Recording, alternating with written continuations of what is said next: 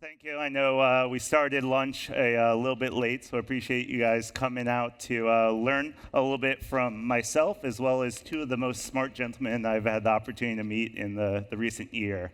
Framing our conversation today, I think both myself, I work on the agency side for an agency called Trellis.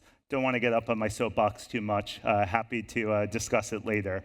But as I've looked out at the industry over the last year, and I'm sure a lot of the merchant retailers in the room and throughout this conference have felt it as well, we're all seeing the effects of the macroeconomic changes, the changes in spending behaviors, and the idea of trying to do more with less. In sort of conjunction with this, sort of luckily, and I've been trying to keep up with the ferocious pace, we've seen technology and specifically AI, whether it's that hot button ChatGPT or wherever it might be, equally drive it as quickly as a pace. And so some retailers are getting ahead of the curve. Two of them I'll be inviting to the stage here. In order to leverage AI and automation, I know for me it's a little bit like a foreign concept. I'm still trying to keep up with it. But they're going to share some stories today about how they've leveraged these tools to drive better efficiencies, really empower their teams, both at Abercrombie as well as Adorama. But without further ado, I'd love to invite to the stage my two new friends, Antonio from Abercrombie Fitch, as well as Hani from Adorama. So excited to have this conversation today. I don't want to do you guys injustice, so I'd love to have an opportunity, if you don't mind sharing a little bit about your background as well as your roles within your respective organizations. Get the honor of having the mic today, some technical issues, so hopefully this works well. Just shout if you can't hear me out there. First of all, shout out to my fellow elevator survivors this morning. Anybody else stuck on the elevator with me this morning? Raise your hand. I think we were about 5 minutes away from deciding who we were going to eat first. So I'm glad the doors opened up when they did. That was a special moment. Sorry, so introductions? Yeah. So Antonio Colicchio, Vice President of Customer Care and Automation. I'm also responsible for digital fraud for Abercrombie Fitch. I've been with the business 7 years, formerly Victoria's Secret, formerly DSW. I've been in the space my entire career. And really excited and looking forward to talking to you more about the journey that we've had around automation. For us, it's specifically robotic process automation, so that's what I'll be focusing on during the session today. Well, hello everybody. I can't be as good at stand-up as Antonio here, but yeah, hi, I'm Hani Batla. I'm the CIO CTO of Adorama. I've been with the company 4 years.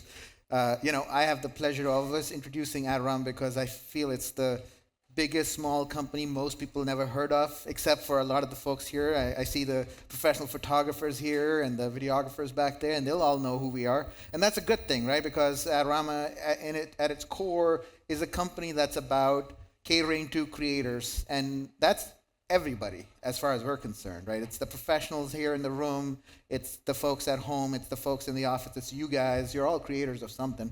But Adorama is a unique company because not only does it's one of the premier destinations for all things professional audio, video, and photography, we're a fairly diverse business. We have other brands, scuba.com, #1 destination for scuba diving, sunnysports.com, all things outdoor camping, hiking, lifestyle, a professional printing business under Printique, a rental business under Arc Cinema, enabling your next Netflix series or mid-budget movie that may come to a theater near you.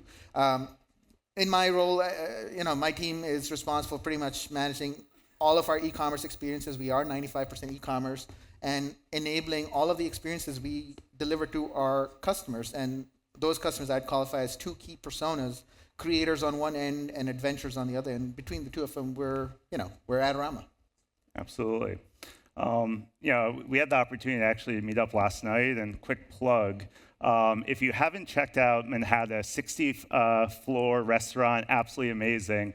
And with the beautiful backdrop, two things that I learned about these two gentlemen is at their heart, they share a lot with me on the agency side, which is they're tinkerers at heart. We're all sort of children, whether it's professional photography or, I grew up around Abercrombie Fitch, and so it was great to see how you guys are constantly trying to innovate. I'd love to hear, because it seems like you guys are on the front lines, when did you make that decision to start looking into automation, AI? And for those who are considering it, like, what are some of the telltale signs that maybe it's time to start thinking about it? Yeah, happy I don't know to if you take want the to go first Tony shot first. at the Yeah. why. I mean, the why is always is one of the most important things. The gentleman who was speaking about strategy was alluding to that, right? And, I don't think he overtly said, focus on the why, but that's what he was touching on. And so I think for us, there's many whys, but the big why that stands out is the why that's always been there. And now it's increasingly important in an inflationary cycle. And what I mean by that is the why of just like net productivity gains, like net positive productivity gains. So, like any business that is for profit, you're trying to increase your profitability and you want to maintain or increase your competitive advantage. To do that, you have to, year over year, increase your net productivity. Your productivity gains have to grow faster than the rate at which your costs are growing. Now, in a low inflationary period of time, that's easier to do, right? In a higher inflationary time, it's incrementally more difficult to do, right? Increase productivity faster than the pace of costs. That's the why. It's always been there for any for-profit company. I just think it's now increasingly important and an increasing focal point. You hear, many professionals. You hear, Zuckerberg with Meta talking about how this is the year of efficiency, right? And for us, we're leaning into that as well. It's the year of relentless efficiency, and I know many businesses are focusing on that. So that was the big why for us, is this focus on productivity. And then again, how many tools in the toolbox do you have to increase productivity at, inflation is what, 6%? How do you increase productivity at 6, 7, 8, 10% a year? It's a difficult challenge for any business, and automation is a pretty serious tool in the toolbox to help you achieve that. Yeah, so same thing, right? It always starts with the why we're doing it. I'm going to repeat it. So yes, it is a year of efficiency. Us, like every other retailer out there, is looking for efficiencies because we are in a environment where we are constraining our costs, right? And that's really one of the big drivers. But when we think about automation, it's just to look at it from the lens of cost saving is not the right path. We have looked at it from cost saving, sure, but that's a side effect of what we're doing. The real why for us is about getting more value and leading to outcomes that are positive for our customers, that are positive for our business, that lead to revenue growth. And if, as long as your core belief is one of positive and adding value and growing or making things better, then I think that's the right path. And that's been our North Star for using automation and AI for that purpose. Yeah, that makes a lot of sense. I mean, we're constantly asked ourselves, how can I be able to optimize my business? And the idea that there's always going to be a one-fit-size solution out there as you combine has proved itself to be a little bit inaccurate, even if you're using some pretty powerful systems. And I'd love to dig in a little bit more specifically on some of the things you guys have implemented and sort of that journey.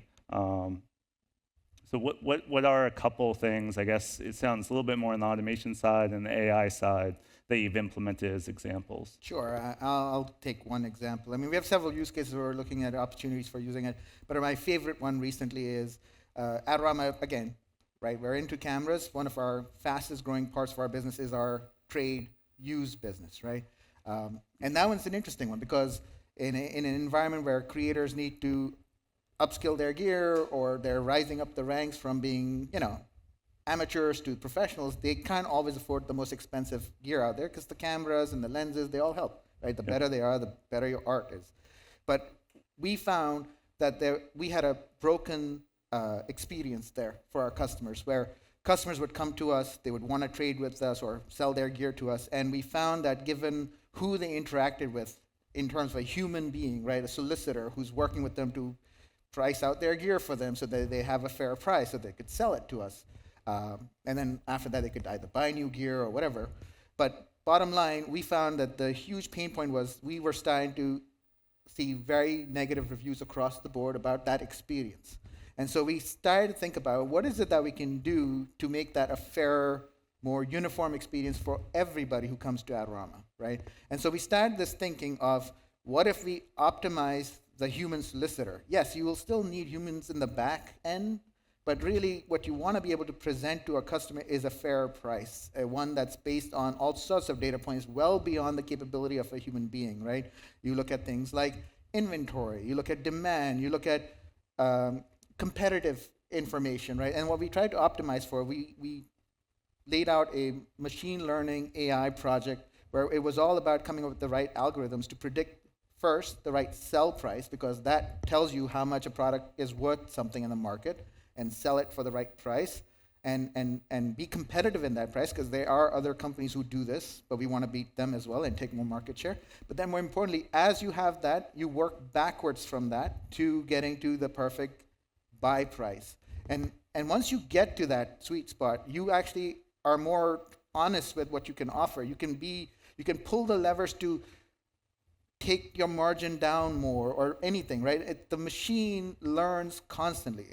You're no longer dependent on a human being or two different human beings giving two different experiences. Now when you've uniform brought value there and you've upped the customer experience, that is where we see customers then respond more positively.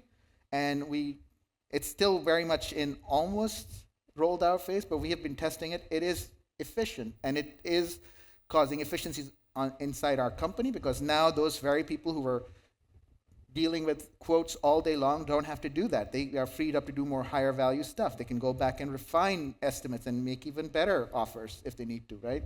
But the real focus, again, like I said earlier on, the North Star was about the experience, and we wanted to optimize. And that's what's helped us. So that's just one use case of what we're doing right now. Absolutely amazing. Love that. I love the focus that Hani's been talking about in terms of the attention to the customer and the customer experience. So I didn't want to discount that, and that's a big why. So thank you for mentioning that, and that's an awesome example. For us, the automation is really about specifically robotic process automation, RPA. Does anybody here, just quick raise of hands, are you familiar with RPA or have any experience with RPA? Raise your hands if you are. Not many hands. So let me give a quick example of what that means then, to kind of make it a little bit more tangible for you. So when I'm talking to my buddies, back home, and they're like, "What the heck is RPA?" The easiest way I could explain to them is that, like, most people know what a macro is. Like, you may have built a macro, been familiar with a macro, say in Excel or something like that. And I'm just like, it's a macro on steroids. And they're like, "Well, what do you mean? Tell me more." So we're a retailer, and if I'm sure everybody here, if you're not in retail, you can relate to retail. I'll give you a specific example of a bot that we've built, but then I want to talk about two other bots that touch on the concept of the customer experience, because I love that note, and the associate experience. But so we pay Abercrombie Fitch. We will pay carriers to deliver our stuff, right? So you place an order, and then XYZ carrier is going to attempt to deliver it to you. If they don't make that delivery, we can file a claim against the carrier to get our money back, either for the shipping and or the value of the product up to a certain amount. Not to get into the details, but you can file a claim and you can get money back. What does it take to file a claim? Well, you can hire somebody and they can go to the appropriate website, download the form, and now they got to populate the form. Well, how do they do that? They got to go to system source data XYZ, grab various elements of metadata and information, populate the form, and then they have to process and submit the form. Then maybe they got to track it to see if there's payment that comes back or it doesn't come back. That is an example of a process that we completely automated. We automated that across multiple carriers. So hopefully that makes it a little bit more real in terms of what we've done. I want to talk about two examples of things that we focused on that we've built. We've been doing this for, and I should say, so we have a whole center of excellence around this. So we have a method and a process to intake ideas, vet ideas, and then take them to development and produce bots. We've been doing it now for a couple of years formally. We started very scrappy and informal, but now it's been 2 years of a formal journey.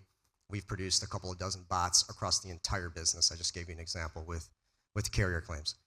Two other examples which I think are exciting, which touch on the the value and the benefits you can get. Because when you hear an example like that, you might immediately think, wow, this can reduce costs and it can help me, increase revenue. Yes, but there's other benefits. We've built bots that have directly impacted the customer experience. I'll give you an example. So one of my responsibilities is customer care. And like pretty much every retailer, holiday season is the most important time of the year. So we will do promotions at this time of the year where we will guarantee delivery for Christmas if you place an order by a certain date, right? You've all likely experienced this. Well, inevitably, yes, it's a guarantee, but guess what? It's not a perfect world. Stuff breaks in different areas of the supply chain, or you got weather, stuff happens. And a small percentage of those will miss delivery. We won't make it. We just promised you that we would. That's a terrible customer experience, not a way to build brand loyalty. So in the past, what you would do is, well, if we missed the Christmas delivery, you as a customer would call my team the day after Christmas and let me know that you missed delivery and you ruined my Christmas. You got to make it right, and we would make it right, of course. We've been increasingly moving our customer care strategy from a very reactionary approach, like the one I just gave you, to proactive. So in the last few years, rather than wait for it to happen and then you tell me that it happened, we're telling you it's going to happen ahead of time. So we have people, process, tools to be able to say, well, a couple different scenarios. We're likely going to miss it. It's not looking good. And then we have a path to inform you about that ahead of time and take you through that journey of it's not looking good. If it doesn't look good, what do we do after? Or, you know what, it's not going to happen. We're totally going to miss. But we're telling you about it ahead of time. And we did it for a couple of years, which is scrappy people process. And I had people working throughout that entire holiday weekend, which sucks from an associate perspective, that you're working Christmas Eve, Christmas Day, the day after, to do this thing, which you're doing it for the right reason, which is take care of the customer and do the right thing by the customer, but not the best associate experience.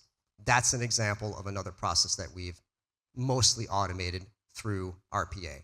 Now, the customer benefits because they're getting more efficient, more effective information, quicker, sooner, and then the associate benefits because they can enjoy time, spend some time with their family. Had a couple other examples, but I'm going to, for the sake of time. That's a great example. Yeah. We did the same thing. I know what you're talking about. We did the scrappy, got a guy out here in the audience who does exactly that right now. Him and his team came up with a solution to do exactly that. But that's exactly where we're going to. We are moving towards more automated, proactive communication because if you tell them in advance, and customers are more tolerant now for those kind of things, but automation helps there. It's clear that you guys are doing a lot of the tinkering, so I'm glad that wasn't a lie on my behalf. I think it's funny, I work in technology, but maybe I'm a little bit jaded. I try not to follow the trends as much, so AI is a hot button thing. And it sounds like you're doing some really cool things. I'm interested in the process as you guys implemented. Were you setting KPIs, or are there ways in which you're measuring success to say, hey, let's keep on tinkering further with this thing versus, okay, this was a good idea, but it's going to be too hard to really get it to where we need to go, or maybe it's not going to work at all. It didn't work how I thought. Yeah and no, because there's things you can measure today. So for example, the used trade business example, right? That's a measurable thing. You can measure the efficiencies gained through implementing the AI. And the AI, you can measure it as you tweak it, you improve it, you constantly mess around with it to get a better, more positive outcome. It'll reflect in everything from customer reviews to whatever. So that's totally trackable, right?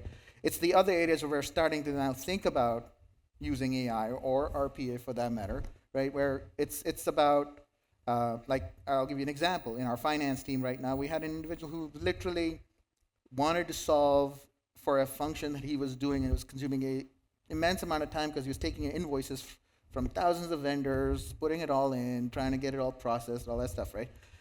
And then actually I'm going to quote Antonio here. He used an amazing term, citizen automation. So it was actually an example of that, and I'm going to give credit to Antonio here for that term. So this guy was exercising his right as a citizen of the organization to do citizen automation, to improve a process, free up some time.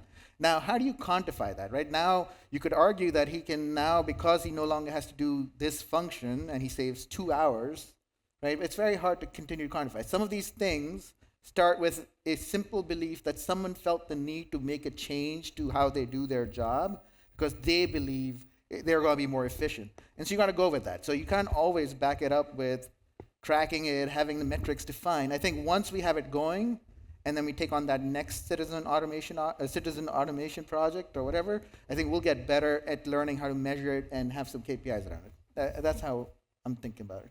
I love it. I'll kind of piggyback on that. Yeah, so I'd love to start with the belief. That's how we started the journey as well. Well, we talked about the why, right? That was the motivator. But you can't go to your CFO and be like, hey, give me this amount of money because I want to do this whole center of excellence thing around RPA, and because I think it could be worth X, Y, Z. Again, the individual that talked about strategy had a lot of good insights into like how to approach something like that. But for us, what we did is we started scrappy. Like, we knew there was value, and we knew it could be a really powerful tool in the toolbox against the why that I talked about earlier. So what we did is we basically did a proof of concept. You know, we started with a bot, and appropriately it was to fight chargebacks. So if anybody here is fighting chargebacks, so we built a bot. That was the first bot we built to go out and automate and fight every chargeback. So we did that in a very scrappy way, and we had great business partners that came to the table with us and said, hey, you know, we want some skin in the game here, and we want to prove and show that you can do it, and we can do it together, then maybe we can continue in this journey together. So we essentially did that for pretty much free, and we took it to the CFO and said, hey, look, we did this thing in like a month. We built this thing in a month, and look what it's bringing in. And he was like, cool, go do more. And that led to a more formal center of excellence and a whole process around how do we intake ideas across the business, how do we vet them, how do we prioritize them, how do we take them to development, et cetera. On your question around, though, like as it relates to business case and return on investment, how do you think about value? What I've learned in this journey, I've been doing it for a couple, 2-3 years now, is when I talk to others that do automation, specifically our RPA, we just went to a conference late last year, and when you talk to people in the breakout sessions, almost exclusively, everybody talks about the benefit in terms of hours. Hani touched on it a little bit, but he also has a broader sense of the benefits. But in this space, a lot of companies and individuals talk about, we saved 10,000 hours or 20,000 hours or 100,000 hours, right? And that's how they're calculating the benefit. And I think that's great, and you got to do that. But we're pretty fortunate. When we went to the CFO and we went back to him and said, hey, we want to formalize this, we acknowledge that, and we all face this. You know, there's a finite amount of resources. You know, the money, the bank account's not just open. So you have to prioritize your investments. And of course you want to prioritize them in terms of the biggest return on investment. So the things that you can quantify directly, like point to a place in the P&L and show me where the revenue went up or the expense went down, that's a direct benefit. And that if you're vetting and prioritizing 50 ideas across the business, what's inevitably going to happen in most organizations? All of those ideas float to the top, and all the other ones, which certainly have value in a different form, they float to the bottom. So we did this really great thing, and again, with a very open-minded CFO, they were like, look, we don't want to do that. We know there's different benefits in different buckets, and kind of had a handshake deal that we would have, and we call it, the concept was effectively a well-diversified portfolio, talking to the CFO and CFO speak, a well-diversified portfolio of benefits. And for us, it's in the following buckets. We said that we would diversify the buckets. The first bucket is direct benefit. And that is, like I just alluded to, you point to a place in the P&L, look, dollars went up, or revenue went up, or expenses went down. And we said that's going to probably be the majority of what's going to drive value when we vet these ideas. And he's like, yeah, that makes sense. But let's not forget the other buckets. Then there's indirect benefit. Now, indirect benefit is essentially bots that create capacity.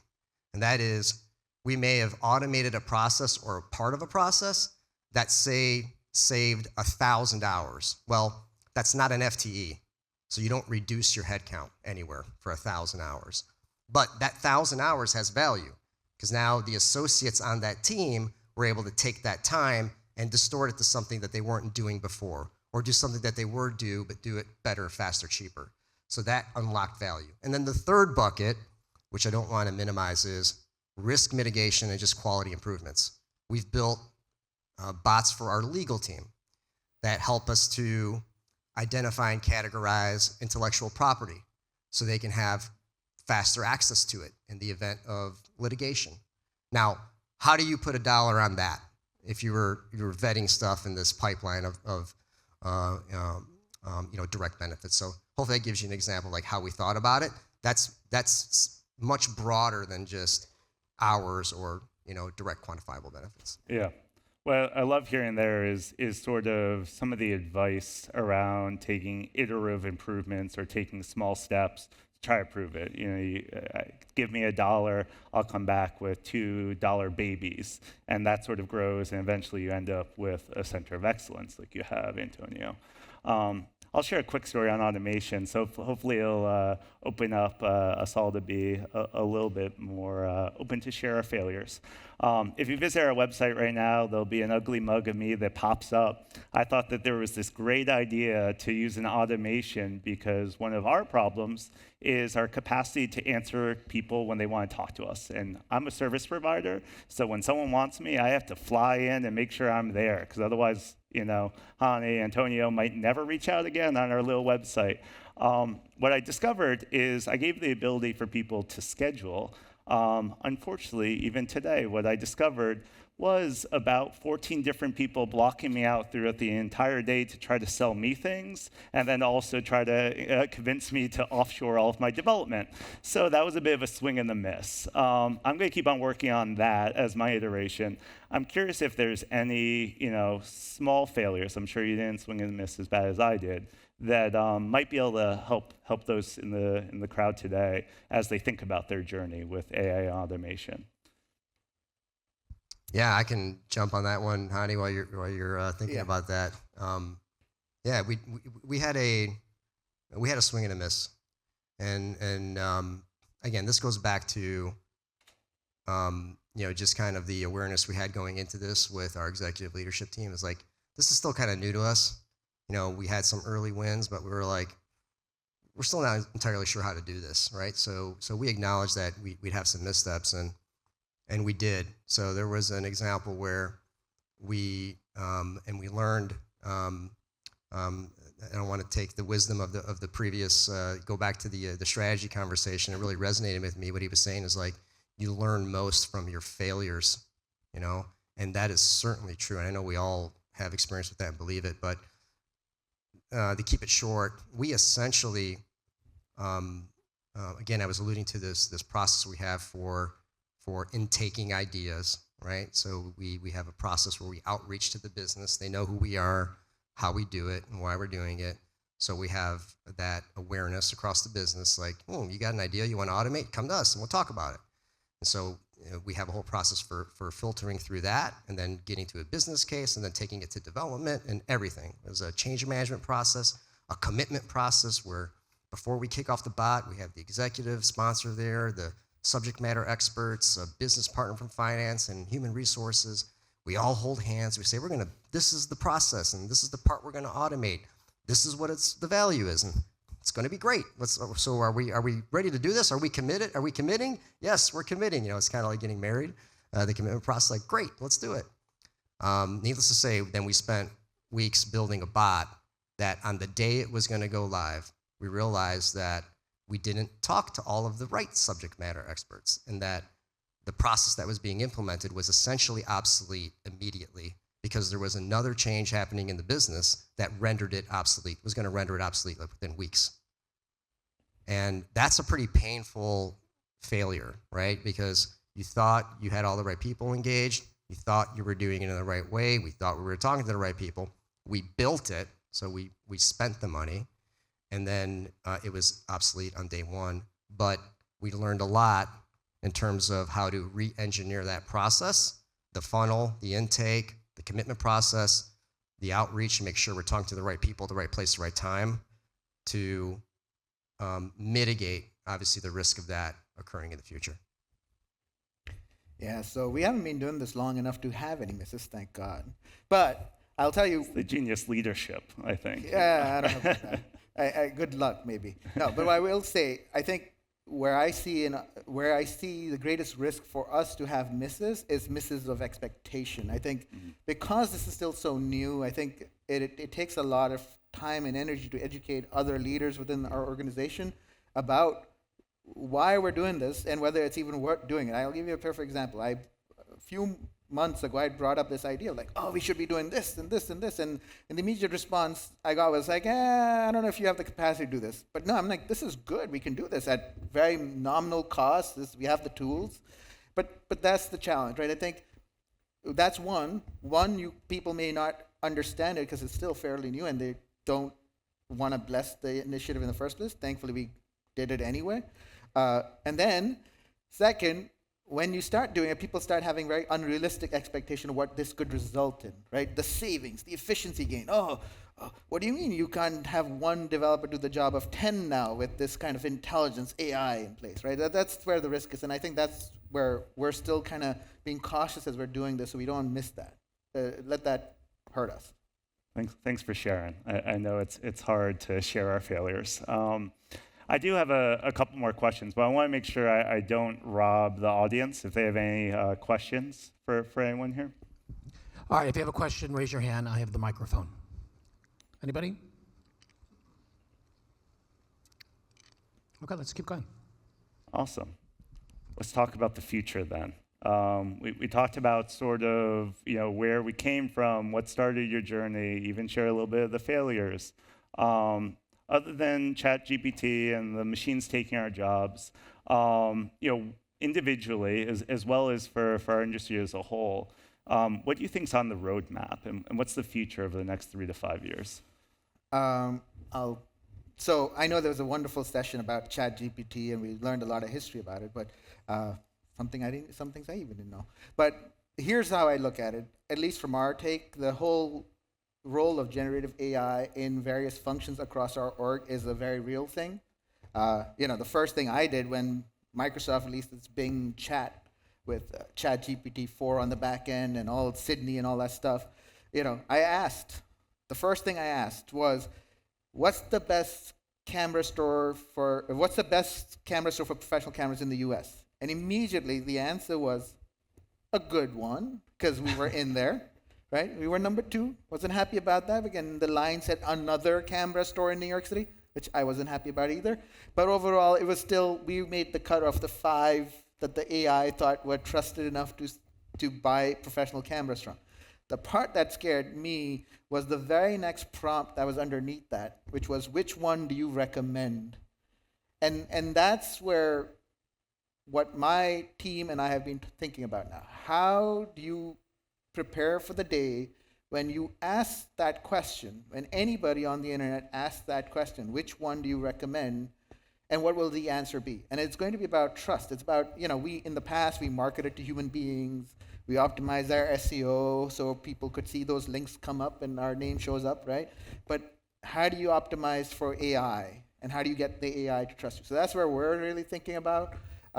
Thankfully, just so that everybody knows what the answer was the first time was, it actually did try to answer it, but it said, well, what do you want? Mirrorless, DSLR. I totally missed the question. Now, if you click that same prompt, because I do the same search every single day on Bing and on Bard, right? Yep. And now it'll say, oh, well, there's a lot of factors that you need to take in. There's pros and cons for each one, but if you want this, then you go to Adorama. If you want that, you go to this. It won't give you a definitive answer, but one day it may just do that. So that's what we're thinking about, the future of that. Plus, the value of using generative AI in unlocking more productivity. So not 10x a developer, because to me, a developer is an artist and he's creating something new and solving a problem. But office workers, I think the previous guys talked about it, right? There's going to be guys whose jobs won't be necessary because, Microsoft Office with Copilot could now probably replace at least 3 people of a team of 5, because those 2 guys can be way more efficient with their time and they can utilize their creativity and productivity and take it up 10x. So that's how we think about it. And we're thinking of efficiencies in the workplace and then the future of how, as retailers, the world will look at us. I don't know if I have time.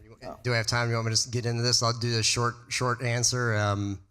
My thought here is I don't disagree with what anything Hani said, and I think the AI presentation touched on this. I thought that was really great. I think the simplest way to think about it is like I see a convergence of innovations that are going to be coming together, that are and will be continuing to mature and come together over the next several years. The AI session talked about it.